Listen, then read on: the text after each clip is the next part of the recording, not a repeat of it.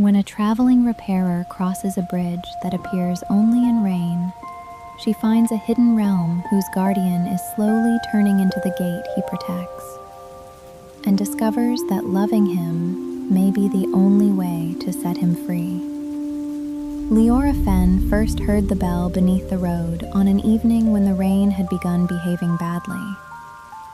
She had spent most of the afternoon walking uphill through a mountain pass, carrying her repair case in one hand and holding the torn hood of her coat over her head with the other.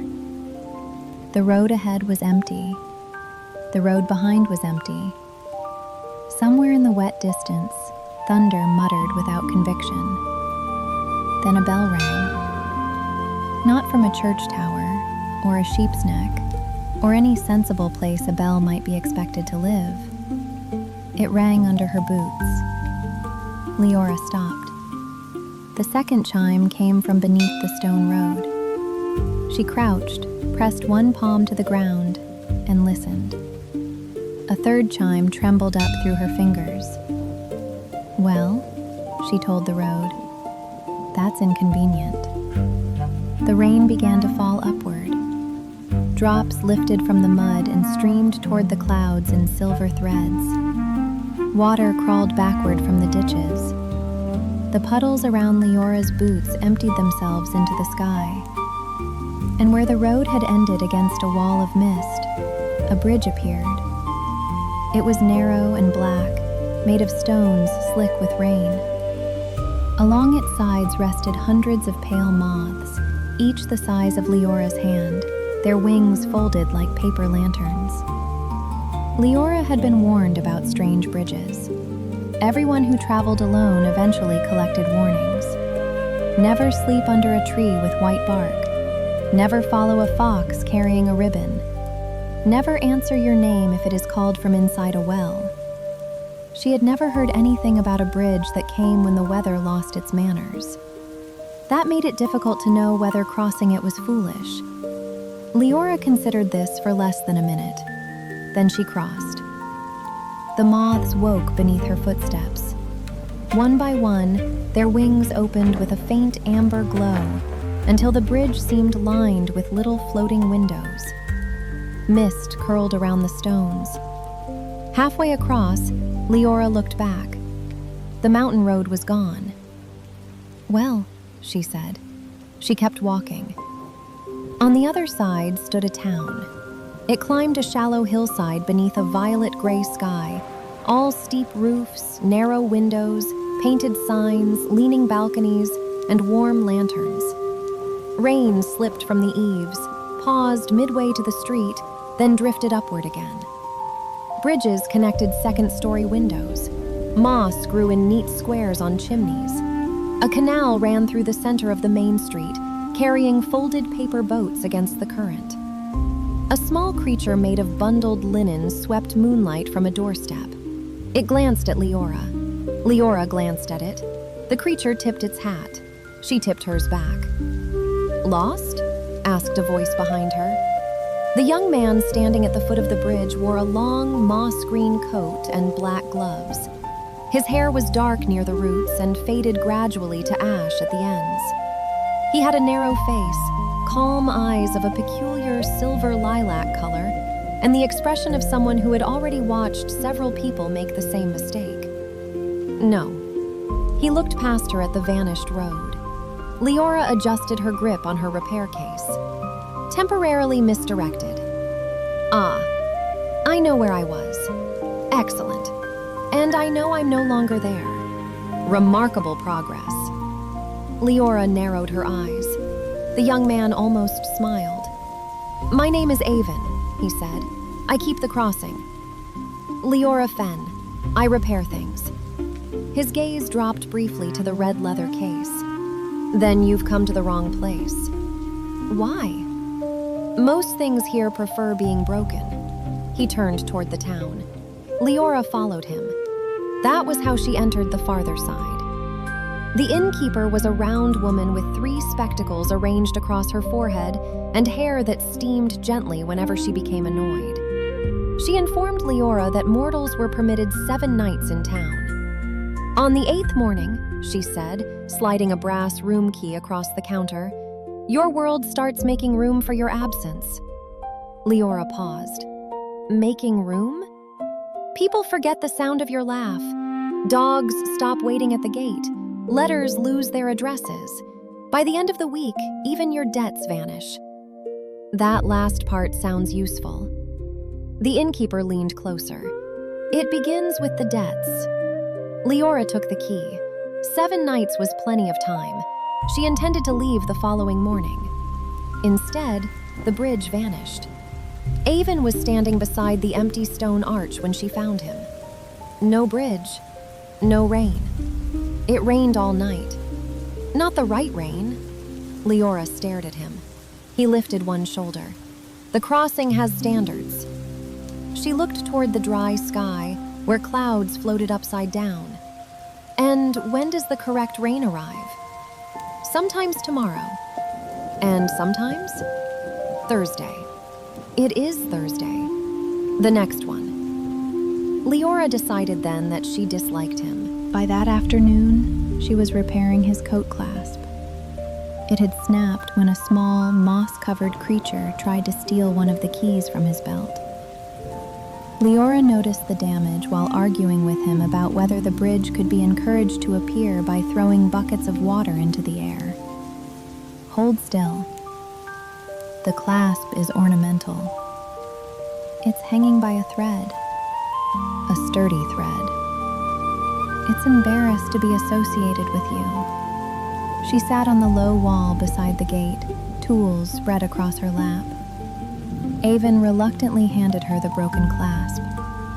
When he removed one glove to steady it, Liora saw his hand. The skin of his smallest finger had become polished wood. Not hardened skin, wood. Fine grain ran through it. A narrow gold line circled the knuckle like the hinge of a tiny cabinet. Liora stopped working. Aven put the glove back on. What happened? Occupational inconvenience. You're becoming furniture. Gate, actually. That was going to be my second guess. He retrieved the clasp. Liora closed her hand around it. Sit. Liora. Sit down before I repair the clasp directly onto your sleeve while you're wearing it. He sat. That evening, she learned that Aven had guarded the crossing for nearly 300 years. She learned this from a moth spirit who kept the town records in books made of pressed fog. Aven himself claimed not to remember the exact number. 286, said the moth archivist. Approximately, said Aven. You cried during your first winter. I was 17. You cried during your second winter. The pipes froze. You cried during your 48th winter. Aven looked at Liora. She invents details. The archivist clicked her tongue. Liora grinned. She stayed another night, then another. The farther side had a way of ruining plans without seeming hurried about it. Liora repaired a music box for the innkeeper and received 3 breakfasts in payment.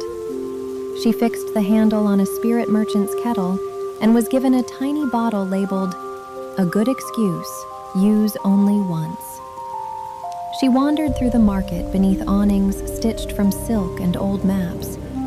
One stall sold shadows folded into neat squares. Another displayed jars filled with laughter, each labeled according to who had laughed and why. A spirit with a porcelain bowl for a head tried to sell Liora a childhood memory that belonged to a baker in a city she had never visited. "I have enough of my own," she said. The spirit shrugged and offered her a cloud instead. The cloud followed Liora for the rest of the afternoon, raining only on her left boot. Aven found this extremely funny. "You knew it would do that." "I had suspicions." "You could have warned me." "It would have deprived us both." "Of what?" He glanced at her wet boot. "Education." By her fourth day, Liora knew the path Aven walked each morning. She knew he fed scraps of pear to the lantern moths. She knew he disliked cinnamon and secretly liked music. She knew he never traveled farther than 100 steps from the gate. On the 101st, he could no longer breathe. She discovered this by accident. Aven had taken her to a greenhouse beyond the eastern lane, where flowers grew from words people had failed to say. Silver bells drooped beneath the weight of apologies.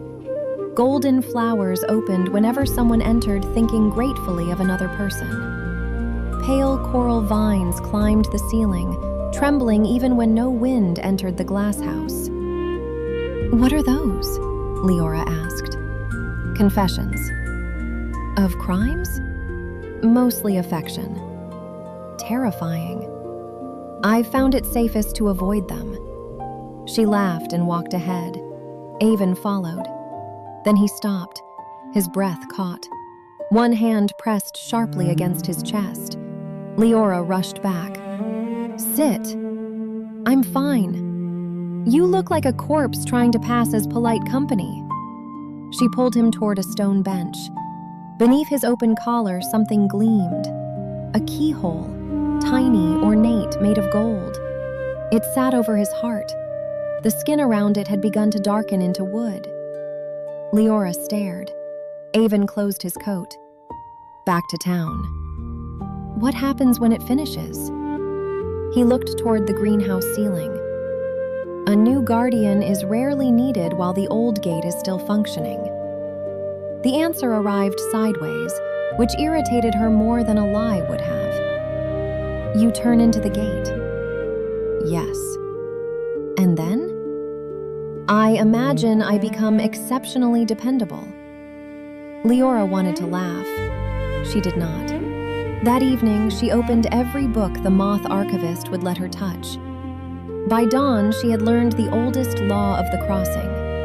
No guardian could be loved by a traveler. The wording offended Liora immediately. How does a gate regulate affection? The archivist turned a page with one long claw. Poorly. Liora read further. Travelers belonged to motion. Guardians belonged to thresholds. When the two bound themselves together, the gate began pulling at both worlds. Human memories wandered across in dreams. Spirits slipped through cracks in forgotten houses. Roads changed direction. So there's no cure. The archivist said nothing. Liora looked up. The moth spirit's feelers twitched. There is silence. What is it? The archivist shut the book. Ask the river. The river ran beneath the town and remembered every promise spoken above it. Liora found it beneath a stone bridge near midnight. She traded it the silver button from her mother's old coat. The river swallowed the button. Then it showed her the truth. 300 years earlier, the crossing had broken. The farther side had begun spilling into the mortal world. Children woke speaking languages belonging to spirits. Houses appeared in fields where no houses had stood. People forgot their own names and remembered the names of strangers. The gate demanded a life to hold the worlds apart. Aven had volunteered. He had not been cursed by an enemy. No one had trapped him. He had chosen, and the gate had accepted. But the river showed Liora one final thing. A guardian could be freed, not by breaking the gate, not by replacing the curse, by being loved by a mortal who chose to leave. Love without keeping. The cure carried its own cruelty. When the traveler crossed home, the guardian would lose every memory of them. Liora stood beside the river until dawn. When she found Aven, he was repairing one of the lantern posts near the gate. "You knew." Aven's hand stopped. Liora rarely cried when she was angry. It made people think she was calmer than she was. You knew there was a way out. He put the screwdriver down. Yes. And you decided not to mention it. His face tightened. What would you have preferred? A cheerful announcement on your first morning? I would have preferred the truth. So you could do what? Choose. The word landed harder than she intended. Aven looked away. If you leave after I know, you know what it takes? Yes. His shoulders lowered. For the first time, he looked less like a guardian and more like someone terribly tired. I forget you. Yes. I forget the market. No, just me. The greenhouse? You keep it. The music box? You keep that too. The afternoon you tried to fight a rain cloud? I did not fight it. You threatened it with a saucepan. It was provoking me. His mouth curved. Then the smile disappeared. I would remember everything, he said quietly, except the reason any of it mattered. Liora did not have a clever reply. That annoyed her almost as much as everything else. On her 6th night, the festival of borrowed faces filled the farther side. Lanternfish swam above the streets. Silk banners fluttered beneath the eaves. Spirits danced in masks shaped like antlers, flowers, moons, beasts, old kings, young fools. Aven wore no mask. Couldn't find one handsome enough? Liora asked. I feared injuring morale. She laughed. He held out his hand. They danced badly. Neither knew the steps. Aven blamed Liora. Liora blamed the musicians. The musicians were 6 frogs in embroidered waistcoats and took offense.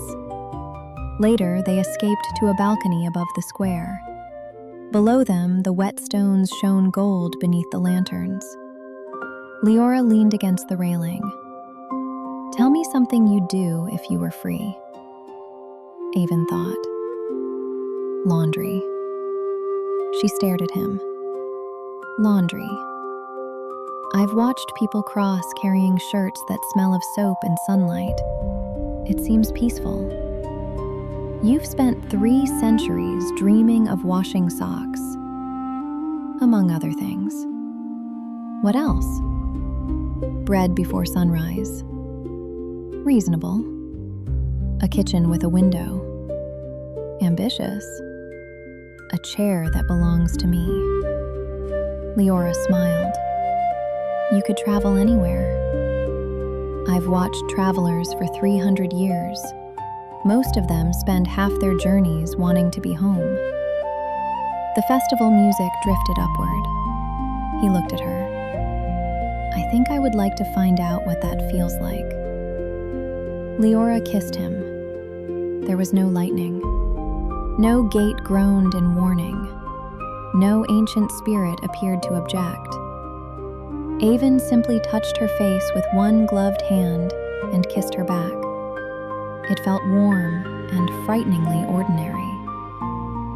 On the 7th morning, Liora opened her repair case and found that her mother's name had disappeared from the cloth sewn inside the lid. She had embroidered it herself years ago. Mara Fen. Now there was only a faint line of thread. By noon, Liora could no longer remember the road leading toward her childhood village. By evening, the bridge had appeared. Silver rain rose from the street. The lantern moths woke. Aven stood beneath the gate. The wood had reached his wrist. Stay, he said. Liora looked at him. He had spent days finding graceful ways to avoid asking for anything. Now there was nothing graceful left. Stay here. Her throat hurt. If I stay, I forget them. I know. My mother. I know. My house. Yes. My own name, eventually. Aven's jaw tightened. I know. And then I take your place. He closed his eyes. Liora stepped closer. This is the first selfish thing you've asked me for. I'm 3 centuries overdue. She laughed through the ache in her chest. Then she opened her repair case. From inside, she removed the little mechanical bird she had repaired for him earlier that week. Its brass wings were scratched. One glass eye was slightly larger than the other. When wound, it sang 3 imperfect notes. She placed it in his hand. My mother taught me something about repairs, Liora said. Aven looked down at the bird. She said people always bring you things asking for them to be made the way they were. But that isn't what repair does. You can mend a crack. You can replace a spring. You can stitch torn cloth. The mark stays. The bird chirped once. You don't get the old thing back, she said. You get something that survived. Aven's fingers closed around it. I don't want to survive you. Too bad. His eyes lifted. Liora kissed him once more.